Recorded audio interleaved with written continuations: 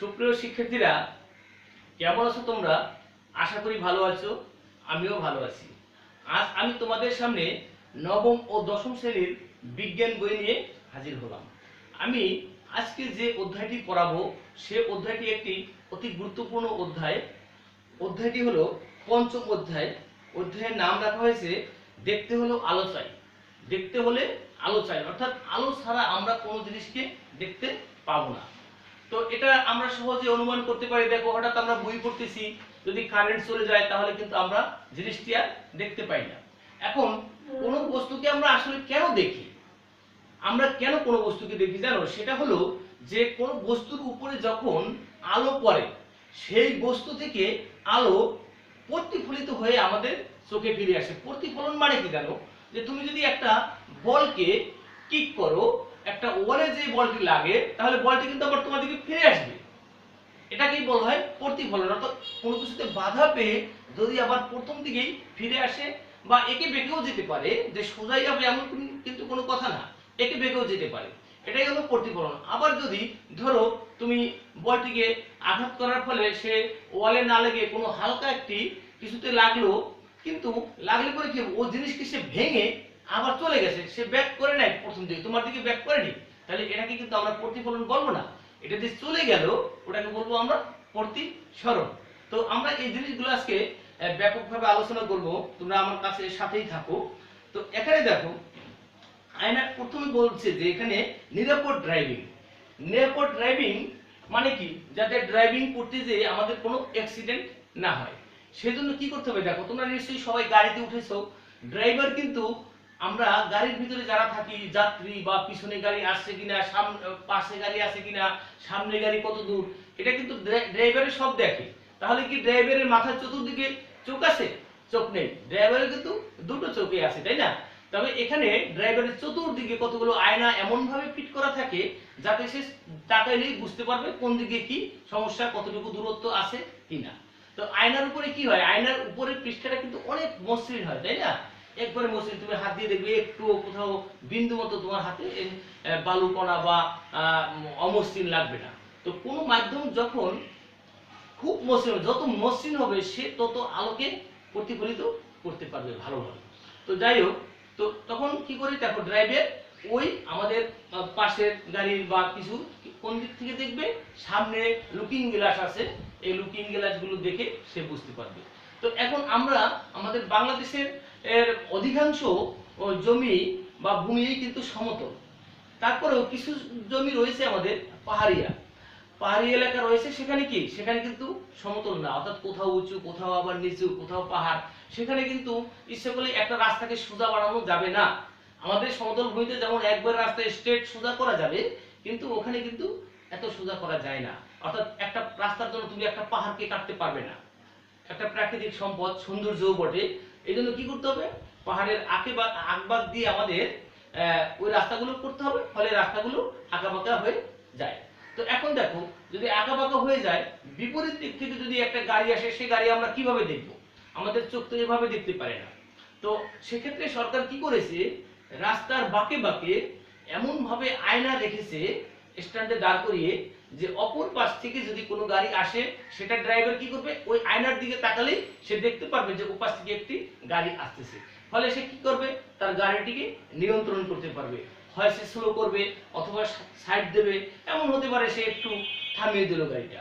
এভাবে কিন্তু আমরা নিরাপদ ড্রাইভিং করতে পারি, অর্থাৎ আমরা অনেক অ্যাক্সিডেন্ট বা দুর্ঘটনা থেকে আমরা রক্ষা পেতে পারি। তো এ পর্যায়ে আমাদের কি রয়েছে দেখো, এই চ্যাপ্টারটি রয়েছে, এখন রয়েছে আমাদের আলোর প্রতিসরণ। তো আলোর প্রতিসরণ কথাটা একটু আমি আগে বলেছি, যে প্রতিসরণ মানে কি? প্রতিসরণ মানে হচ্ছে এক মাধ্যম থেকে এসে কোনো কিছুতে বাধা পেয়ে যদি সে বাধাকে অতিক্রম করে দ্বিতীয় মাধ্যমে চলে যায়, অর্থাৎ যেদিকে যাওয়ার কথা ছিল ওদিকেই যাবে, সে সোজাও যেতে পারে, আবার সে বাঁকাও যেতে পারে। যদি ফিরে না আসে তাহলে সেটাকেই বলবো আমরা প্রতিসরণ। তাহলে ঠিক আছে, আমরা একটু চিত্রের মাধ্যমে জিনিসটিকে ব্যাখ্যা করার চেষ্টা করছি। দেখো, যদি আমি এখানে একটি দাগ দেই, সোজা একটি দাগ দিলাম, সোজা একটি দাগ দিলাম, মনে করো এক্স আর ওয়াই একটি দাগ দিলাম আমি এখানে, এক্স আর ওয়াই। এখন এখানে একটি মাধ্যম আছে, এই পাশে একটি মাধ্যম আছে, মনে করো এই পাশে বায়ু আছে, এই পাশে পানি আছে। তাহলে এই পাশে কি একটা প্রথম মাধ্যম বলি আমরা, প্রথম মাধ্যম মানে এটাকে কি ধরলাম, আমি বায়ু ধরলাম, বায়ু ধরলাম। আর এটাকে ধরলাম আমি এই দাগটির নিচে যে পাশ, এটাকে ধরলাম আমি দ্বিতীয় মাধ্যম। মাধ্যমকে আমি কি ধরলাম, দ্বিতীয় মাধ্যমটাকে কি ধরলাম জানো, পানি ধরলাম। ঠিক আছে, পানি ধরলাম, বাস। এখন তোমরা কি বলতে পারবে যে বায়ু ঘন নাকি পানি ঘন? অবশ্যই পানি ঘন, কারণ বায়ুর ভিতরে যদি পানি থাকে, পানিটি কোথায় থাকে, নিচে থাকে না উপরে থাকে? পানিটি নিচে থাকে, তাই না? যে জিনিসটা বেশি ভারী সেই জিনিসটা কিন্তু নিচে থাকবে, তাহলে পানি ভারী। এখন এক গ্লাস পানি যদি নাও তুমি, এক গ্লাস পানি নিলে এই গ্লাসে, এখানে মনে করো আমি যদি একটি গ্লাস কল্পনা করি, দেখো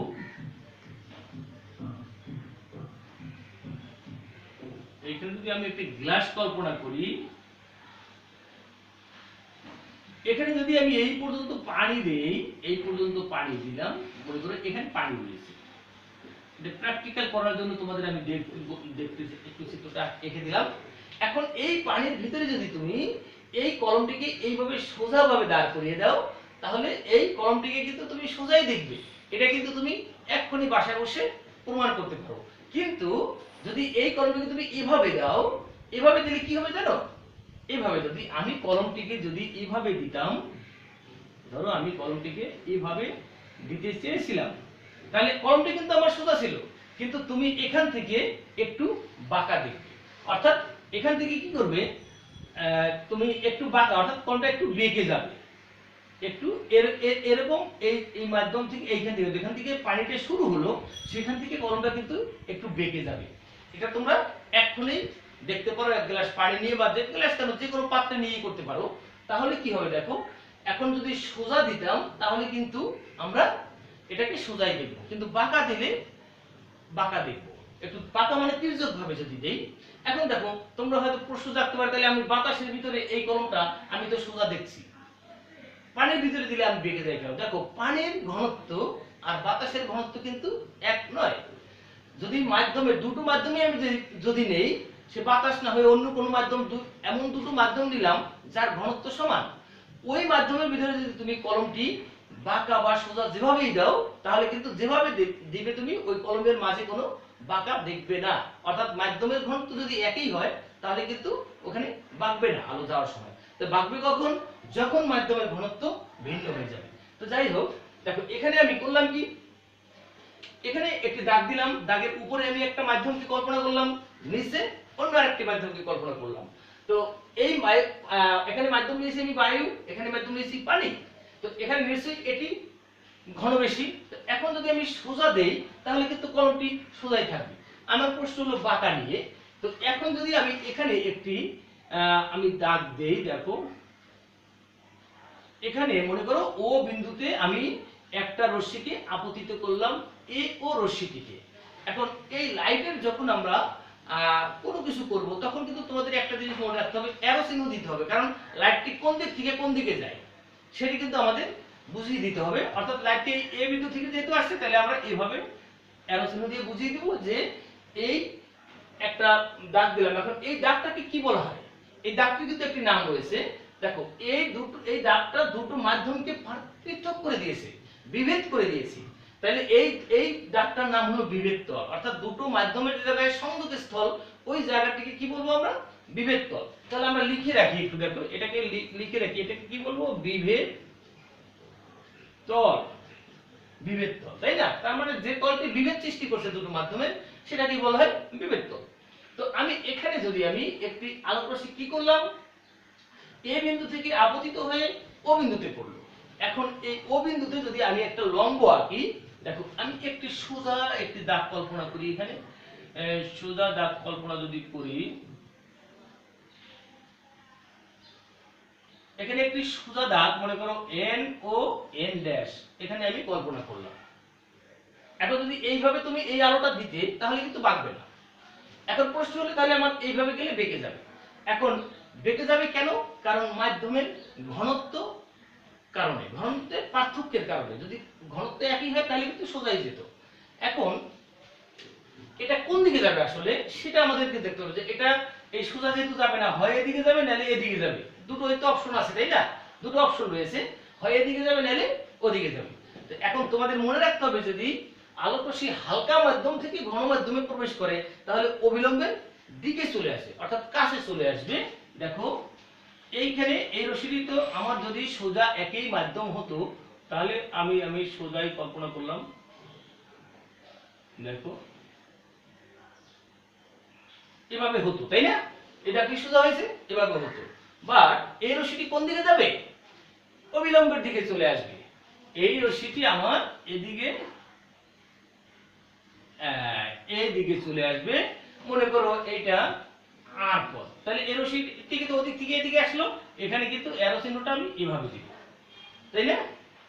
তাইলে দেখো এখানে আমি পাইলাম কি কি জিনিস পেলাম। আমি একটা জিনিস পেলাম বিভেদ তল, একটা জিনিস পেলাম কি অবিলম্ব, আর এই যে এও এই জিনিসটার নাম ছিল কি আপতিত রশ্মি, আর ও আর হলো প্রতিসৃত রশ্মি।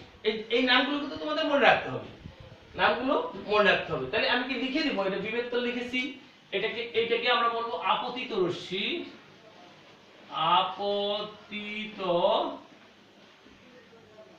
রশ্মি।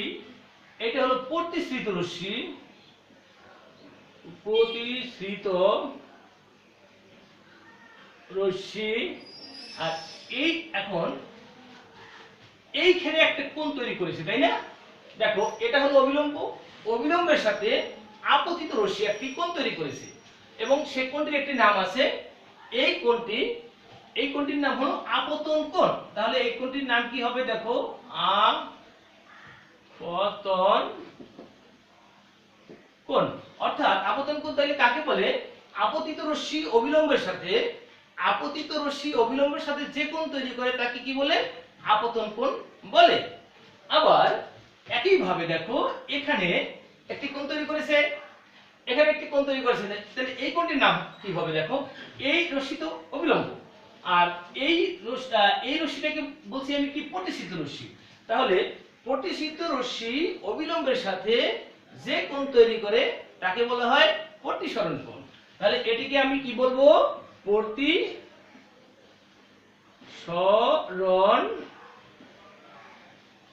কোণ। এই জিনিসগুলো কিন্তু তোমাদের মনে রাখতে হবে। তাহলে আপতিত রশ্মি অবিলম্বের সাথে যে কোণ তৈরি করে তাকে বলা হয় আপতন কোণ, প্রতিসৃত রশ্মি অবিলম্বের সাথে যে কোণ তৈরি করে তাকে বলা হয় প্রতিসরণ কোণ। তাহলে চিত্র তোমরা নিশ্চয়ই বুঝতে পারতেছো। আর যদি এইখানে এই মাধ্যমটা থেকে এই মাধ্যমটা যদি আমাদের ঘন হতো এই মাধ্যম থেকে, তাহলে এই রশ্মিটা এখান থেকে এই সোজা না যে তখন কিন্তু রশ্মিটা এদিকে অর্থাৎ দূরে সরে যাবে, অবিলম্ব থেকে দূরে সরে যাবে। তাহলে আমাদের জিনিসটি মনে রাখতে হবে কি, যদি হালকা মাধ্যম থেকে ঘন মাধ্যমে আলোক রশ্মি প্রবেশ করে তাহলে অবিলম্বের কাছে চলে আসবে। আবার যদি ঘন মাধ্যম থেকে হালকা মাধ্যমে যায়, অর্থাৎ ইনভার্স উল্টো হয়ে যায়, তাহলে রশ্মিটি উল্টো হয়ে যাবে, অর্থাৎ অবিলম্ব থেকে দূরে সরে যাবে। তো আশা করি বুঝতে পারছো। এখন এখানে আমাদের দুটো সূত্র রয়েছে। দেখো এখানে তারপরে কি আছে বইতে দেখি তো, এরপরে কি সেই সূত্র দুটি? হ্যাঁ, সূত্র দুটি রয়েছে এখানে। দেখো এখন সূত্র দুটি কি? দেখো এখানে প্রথম যে সূত্রটি রয়েছে, এখানে একটু অবিলম্ব আছে, এখানে একটা বিভেদ তল রয়েছে, এখানে একটি অবিলম্ব রয়েছে, এখানে আপতিত রশ্মি, প্রতিসৃত রশ্মি। এই জিনিসগুলো কিন্তু আমি একটা বোর্ডের উপরেই করেছি, তাই না? অর্থাৎ একই সমতলে হবে, এই সমস্ত জিনিসগুলো একটা সমতলেই হবে। অর্থাৎ আপতিত রশ্মি, প্রতিসৃত রশ্মি, আপতন বিন্দুতে অঙ্কিত অবিলম্ব, এই সব জিনিসগুলো কিন্তু আমাদের একটা সমতলেই আমাদের হতে হবে। দুটো সমতলে এখানে একটা করলাম আর নিচের ফ্লোরকে আমি একটা তল কল্পনা করলাম, হবে না। অথবা টেবিলকে একটা তল কল্পনা করলাম, নিচের ফ্লোরকে একটা তল কল্পনা করলাম, এটা হবে না।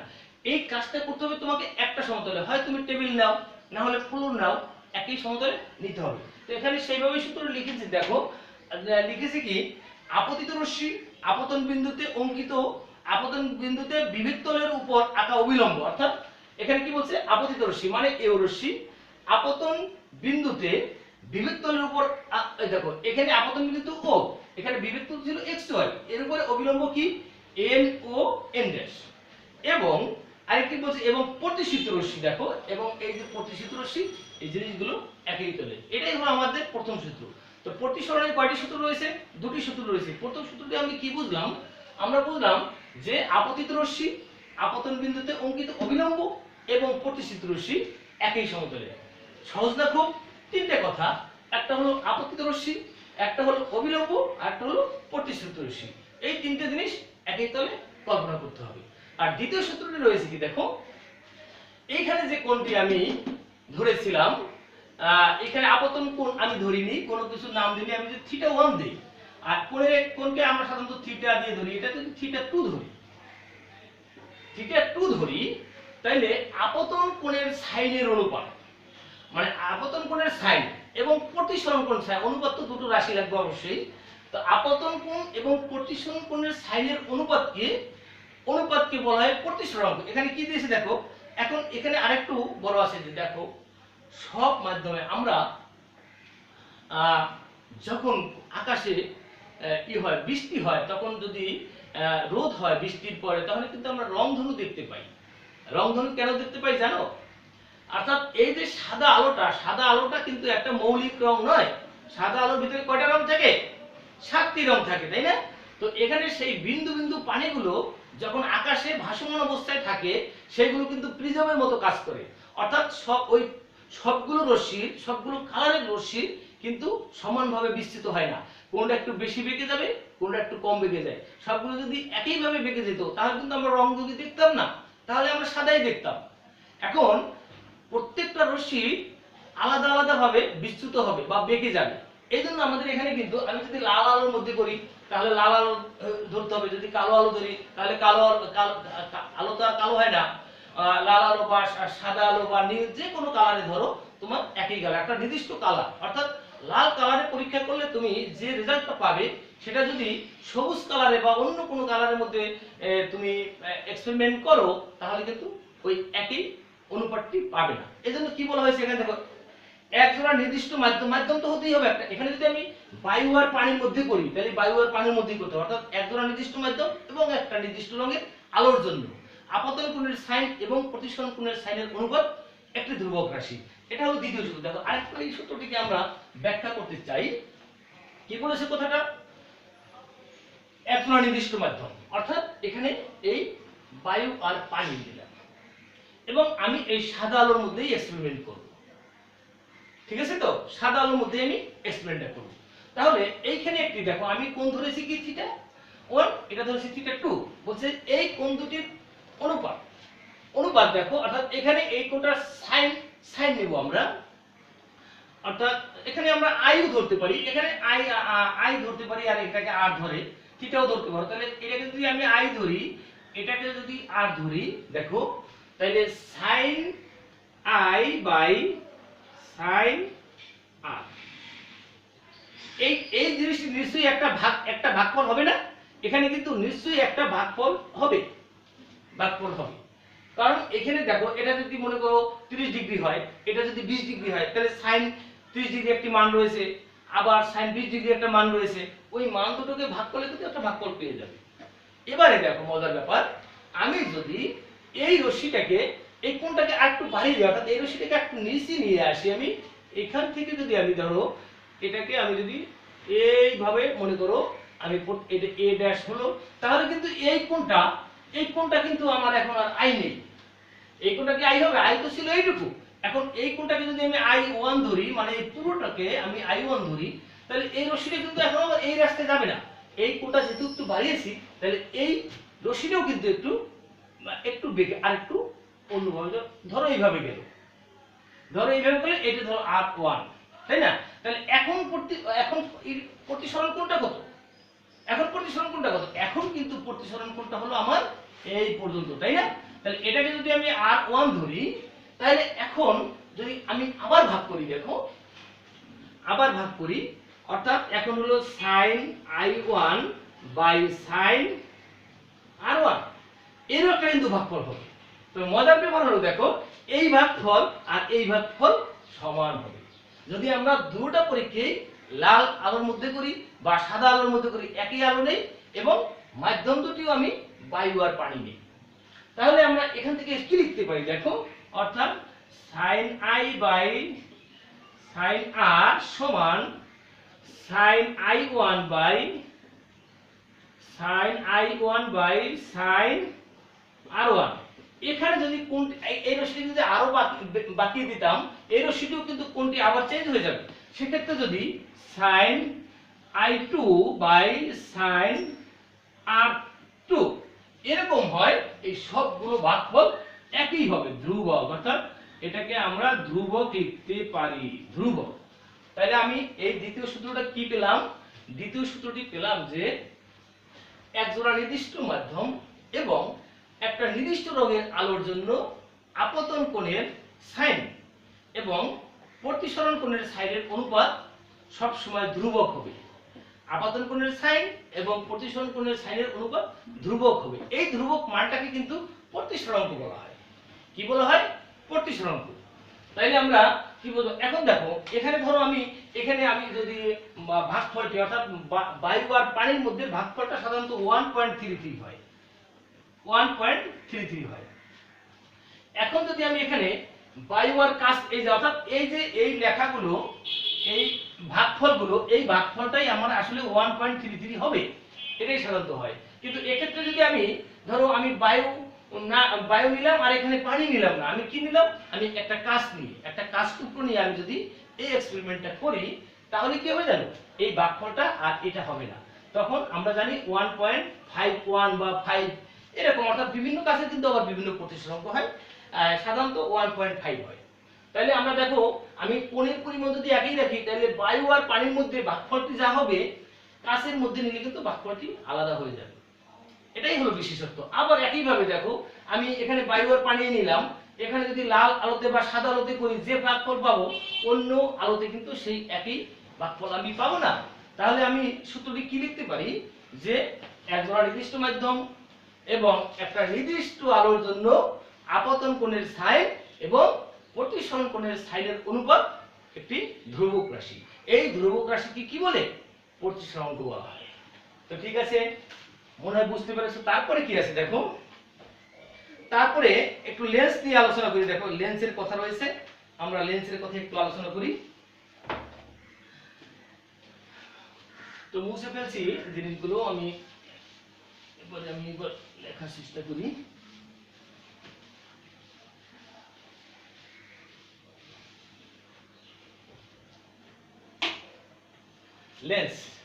লেন্স হইল দুটি গোলকীয় পৃষ্ঠ দ্বারা সীমাবদ্ধ স্বচ্ছ প্রতিসরক পৃষ্ঠকে লেন্স বলে।